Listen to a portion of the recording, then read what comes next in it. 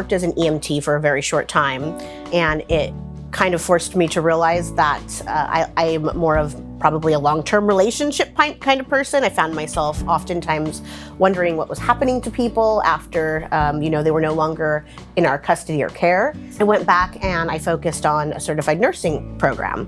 And so I became a certified nurse's assistant, a CNA, and I began working at 18 years old maybe 19 years old, in an assisted living community. And it was a 60-bed standalone memory care. And I loved it immediately. It was my first introduction to dementia and long-term care. I remember as I was doing the work, I felt very fulfilled. And I remember looking at the charge nurses that, were supporting me and teaching me things and telling me the why behind what we do, as well as our health and wellness director, who was a very strong leader as well.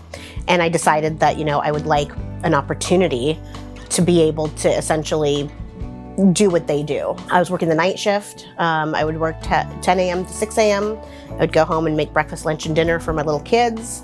I'd drop them off at school. I'd go to nursing school all day. I'd get off about 5. I'd drive home, feed everybody, take a nap from 7 p.m. to 9 p.m. and then do it again. I did that for a couple of years. After achieving my initial degree, that was for the nursing program itself. I went straight into a charge nurse role at that same community and loved it. And again, began to look at my supervisor, the health and wellness director, and say, I'd love to do what she does on a broader scale.